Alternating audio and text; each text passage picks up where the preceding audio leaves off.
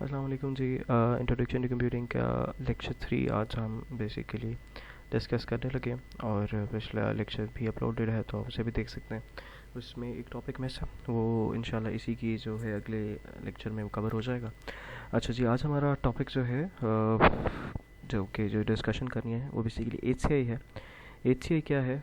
HCI stands for human computer interaction. तो जैसे कि आपको नाम बता रहा है इसका कि इस डोमेन में आप ये स्टडी करते हैं कि ह्यूमन और कंप्यूटर आपस में जब इंटरेक्ट करते हैं तो इस स्टडी को, इस डोमेन को ह्यूमन कंप्यूटर इंटरेक्शन कहते हैं। तो जो हमारा जो बेसिक टॉपिक्स हैं, मेटाफर्स हैं और कैसे हम कोई फीडबैक है, कुछ इस तरह के और टॉपिक है, तो उससे पहले हमें ये समझना पड़ेगा कि ह्यूमन कंप्यूटर इंटरेक्शन कैसे, ये क्या चीज़ है। तो हम अपनी साइड में मूव करते हैं। तो कहते हैं कि जी the success of a software product is determined by the human who use the product. अब आप एक प्रोडक्ट बनाते हैं अपने सॉफ्टवेयर हाउस में, वो बड़ी आपके मुताबिक कंप्लीट और परफेक्ट प्रोडक्ट है। वो अपने जो उसने काम करने हैं, यानी कि जो जिस चीज़ के लिए वो बनाया गया है, वो सारी रिक्वायरमेंट्स पूरी कर रहा है। लेकिन होता कुछ ऐसा है कि आप जब यूज़र के पास लेके जाते हैं, यानी कि जिसने एंड पे उसे यूज़ करना है, वो उसे यूज़ नहीं कर पाता, वो उसे प्रॉपरली इस्तेमाल नहीं कर पाता, समझ नहीं पाता, या वो अपनी जो है ज़रूरियात उसने पूरी करनी थी वो नहीं कर पाता, तो आपका सॉफ्टवेयर आप उसे सक्सेसफुल नहीं कह सकते।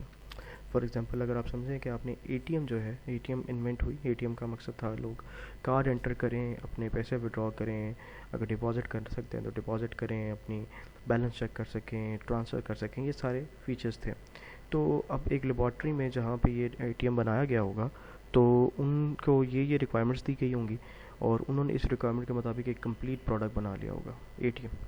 लेकिन आप इमेजिन करें कि जब ATM बैंक के बाहर इंस्टॉल किया गया तो कोई यूज़र आता है जिसने पैसे विड्रॉ करना है, उसे समझ ही नहीं आ रहा मैंने कैसे यूज़ करना। और ये एक यूज़र के साथ नहीं, हर आने वाले यूज़र के साथ है। कुछ एरर्स आ रहे हैं, कुछ टेक्निकल प्रॉब्लम्स हैं, कुछ इश्यूज़ हैं, कुछ समझने में प्रॉब्लम है, तो आप उस प्रोडक्ट को सक्सेसफुल नहीं कह सकते, ऑल दो आपने जितना मर्जी अच्छा बनाया हो।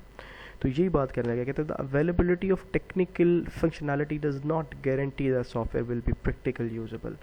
तो जब आप सक्सेस को इस चीज़ पे वैल्यूएट करेंगे कि यूज़र कितना आसानी से यूज़ कर सकता है, तो आप सिर्फ इस बात पे गारंटी नहीं कर सकते कि आपने तमाम टेक्निकल फंक्शनैलिटी अपने सिस्टम में, अपने सॉफ्टवेयर में डाल दी हैं तो अभी सक्सेसफुल ही होगा। ये इस बात पे डिपेंडेंट नहीं है। ये पॉसिबिलिटी है कि बेसिकली यूज़र को वो समझने में प्रॉब्लम हो और उसकी वजह से आप उसे सक्सेसफुल ना कह सकें। ऑल दो ये एक अलग डिस्कशन है कि ये एक सक्सेस और है कि आप रिक्वायरमेंट सारी पूरी कर रहे हैं, और ये एक और डोमेन है कि आप यूज़र को आसानी कैसे पैदा कर रहे हैं उसके यूजेज में। लेकिन अगर हम जनरल डिस्कशन करें तो यूज़र को अगर आपकी प्रोडक्ट की समझ नहीं आई, वो इस्तेमाल नहीं कर पा रहा, तो आप उसे सक्सेसफुल नहीं कह सकते। तो कहते हैं जी software that is usable for its purpose is some time describe by programmers as intuitive.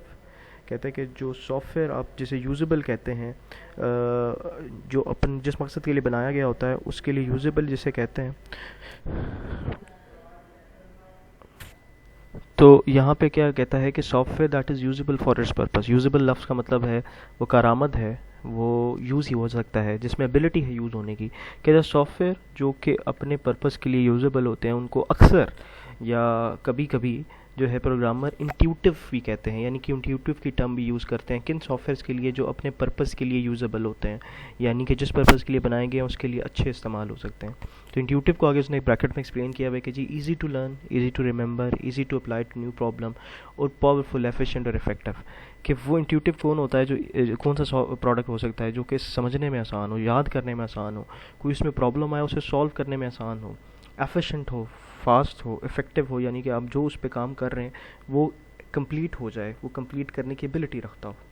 तो आगे फिर HCI का रोल आता है। कहते हैं HCI help us to understand why some software products are good and other software is bad, but sadly it is not guaranteed formula for creating a successful product।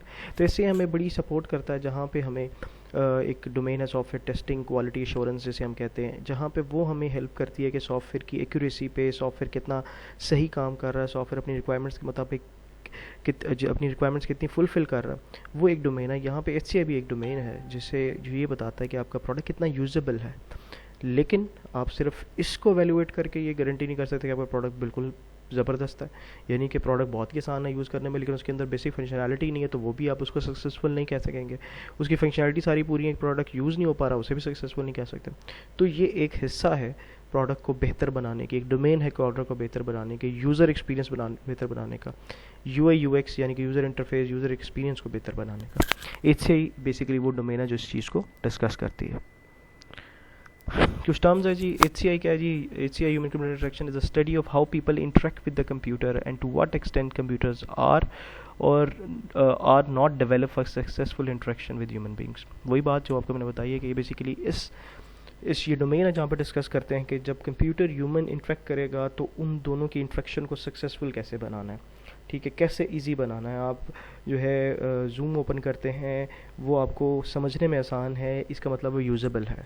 आप अपनी विंडो यूज़ करते हैं, आपको icon नज़र आता है, icon ये बता रहा होता है कि अच्छा जी मैं माई कंप्यूटर हूँ, मेरे में सारी चीज़ें होंगी। आप उस पर क्लिक करते हैं बगैर ये जाने में कि माई कंप्यूटर के अंदर क्या फ़ीचर है, लेकिन उसकी आइकन से आइडिया हो गया। ये बेसिकली एक स्टेप है, एक कोशिश है आपके प्रोडक्ट को यूजेबल बनाने की, ठीक है। अगली टर्म यूज़र है। तो यूज़र कौन है? इस टाइम आप यूज़र हैं, एक यूज़र हो सकता है, ग्रुप ऑफ यूज़र हो सकते हैं। तो इस पूरे प्रोसेस में यूज़र बड़ा इंपॉर्टेंट है, उसकी साइकोलॉजी को पढ़ना बड़ा इंपॉर्टेंट है। इसी वजह से जो अच्छी वेबसाइट डिज़ाइन होती हैं उन पे बड़ी डिस्कशन होती है कि अच्छा जी ये जो इसका कलर है ह्यूमन साइकोलॉजी पे क्या इम्पैक्ट करेगा। फेसबुक का कलर ब्लू आप देखते हैं कि वो आप पूरे दिन भी यूज़ करते रहे, आप फेड अप नहीं होते। तो ये सारी वर्किंग हुई हुई है, ह्यूमन साइकोलॉजी पे बात हुई हुई है। तो यूज़र बेसिकली इंपॉर्टेंट फैक्टर है HCI का, क्योंकि इसको देख के ही बेसिकली डिज़ाइन बनाने हैं, क्योंकि ये जिस चीज़ को आसान समझता है अगर वो सॉफ्टवेयर भी उस तरह बनाया जाएगा तो वो यूजेबल होगा। कंप्यूटर क्या है? कंप्यूटर मशीन हो सकती है, मोबाइल हो सकता है, डिवाइस हो सकती है, कोई भी ऐसी चीज़ जो कि कंप्यूटर है जिसके पास एबिलिटी है कुछ प्रोसेस करने की, वो कंप्यूटर कहलाता। और बेसिकली इस वाले प्रोसेस में यूज़र बेसिकली यूज़ करने वाला कंप्यूटर वो डिवाइस से यूज़ कर रहा है।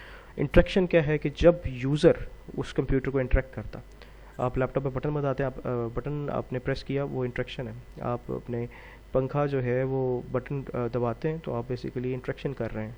आप यूज़र हैं, जो है वो जो आप कह सकते हैं आपका पंखा या आपका फ़ैन एक मशीन है, तो आप बेसिकली जब प्रेस करते हैं तो आप इंट्रैक्शन कर रहे हैं। आप मल्टीपल चीज़ें हैं जो मशीन से आप इंट्रैक्शन करते हैं, मोबाइल पे क्लिक करते हैं, आप मेन्यू ओपन करते हैं, जो भी चीज़ें ओपन करते हैं, तो ये इंट्रैक्शन है। इंट्रैक्शन की बड़ी फॉर्म्स हो सकती हैं।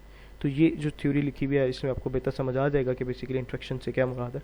मैं फिर भी पढ़ देता हूँ। कहते हैं कि जी by user we mean individual user, group of user working together and appreciation of the way people sensory system, sight, hear, touch, relay information is vital. Also different user from different conception or mental models about the interaction have different ways of learning and keeping knowledge in addition to the culture and national differences. तो उसने कहा user ही हैं, group भी हो सकता है, इकट्ठे भी हो सकते हैं। तो उनकी जो सेंसेस है टच करने की, सुनने की, जो है वो देखने की, उन चीज़ों को कंसीडर करना, वो किस कल्चर से जुड़े हुए हैं उसे कंसीडर करते, किस रीजन से जुड़े हुए हैं। यानी कि अगर गूगल है तो गूगल मिसाल के तौर पे फ्रांस की है, मिसाल दे रहा हूँ, अगर एक मिसाल दे रहा हूँ, वैसे तो USA की है या जिधर की भी है। अब वो क्या करे, वो अपनी सारी फंक्शनैलिटी जो है वो जो है फ्रेंच में ही लिख दे, ठीक है। तो जिसने भी करना है उसे यूज़ फ्रेंच ही आनी पड़ेगी, तो ये यूजेबल नहीं होगा। तो क्या करता है, हर रीजन के मुताबिक अपनी लैंग्वेज चेंज कर लेता है। तो ये बेसिकली यूज़र के लिए आसानियाँ हैं, यूज़र को इस जो है उसके कल्चर को, उसके रीजन को समझते हुए।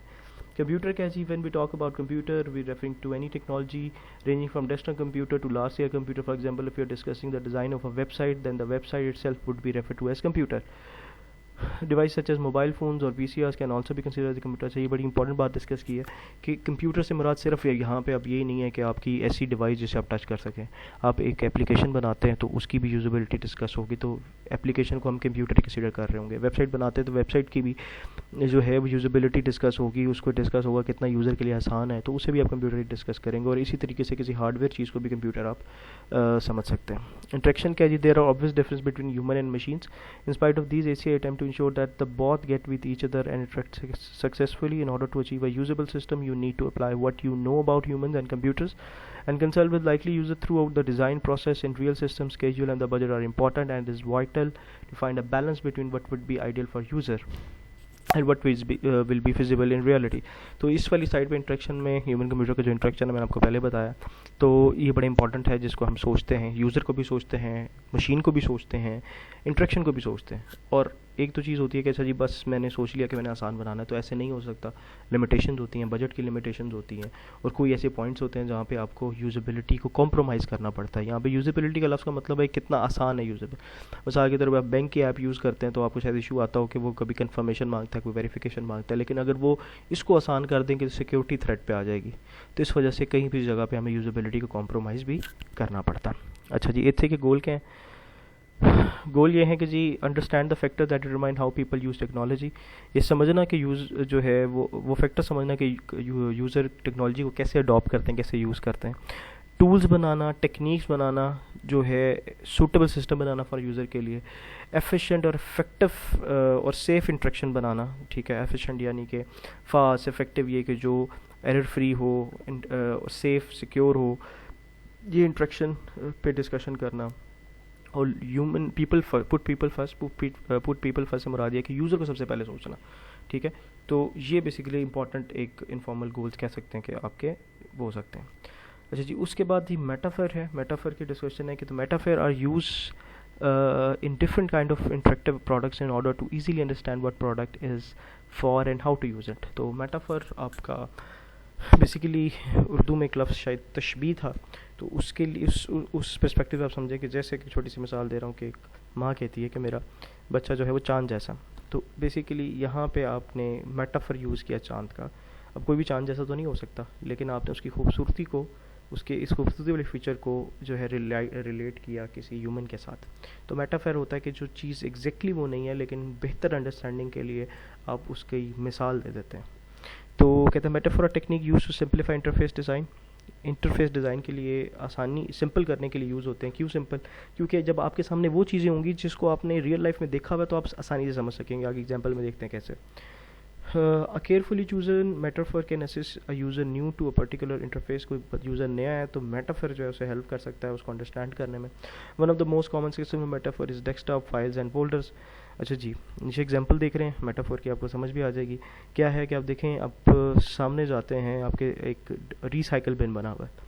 तो अब आपकी रियल लाइफ में इसने मेटाफर कैसे यूज़ हुआ हुआ है कि रियल लाइफ में भी जब अपना वेस्टेज होता है आप डस्टबिन में डालते हैं, तो उसने कंप्यूटर का भी जो आपका वेस्टेज आप चीज़ें डिलीट करते हैं उसको भी किधर डाला? रिसाइकल बिन में, यानी कि वो ऐसी चीज़ में जो कि बिल्कुल आपकी रियल लाइफ की बास्केट से मिलती हुई है, जिस पे आप अपना जो है वेस्टेज डालते हैं। फ़ोल्डर को देख लें तो आप रियल लाइफ में ऐसे करते हैं कि अपनी कुछ फाइल्स जो है एक फ़ोल्डर बनाते हैं, उसमें रख लेते हैं। तो यहाँ पे भी उसको रिलेट किया रियल लाइफ में। क्यों किया है? ताकि आप जब इसे यूज़ करो तो आपको पहली बार समझ, अच्छा यार ये कुछ ऐसी चीज़ होगी। अब देखें जी, फाइल बनी हुई है, तो अब देखें ये जो पेज बना हुआ है ये भी रियल लाइफ पेज जैसा ही है, तो आपको देख के पता लग रहा है कोई ऐसी चीज़ होगी जिस पे लिखा जा सके, कोई पेज है ये।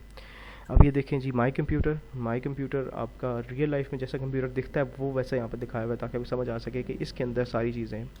अब ये नेटवर्क में देखें कंप्यूटर और वो अर्थ जुड़ी हुई है, तो ये क्या डिपेक्ट कर रहा है? अर्थ और कंप्यूटर, यानी कि यहाँ पे इंटरनेट के बारे में कोई चीज़ होगी, क्योंकि वो बेसिकली पूरी अर्थ को आपस में कनेक्ट कर रहा। तो मेटाफर का आपको कॉन्सेप्ट समझ आ गया होगा कि ये बेसिकली यूज़र की आसानी के लिए किसी रियल लाइफ एंटिटी को रिलेट करते हैं कंप्यूटर किसी एंटिटी के साथ, ताकि वर्किंग जो है बेहतर समझ आ सके। चलिए जी, थैंक यू। उम्मीद है आपको ये लेक्चर जो है वो समझ आ गया होगा।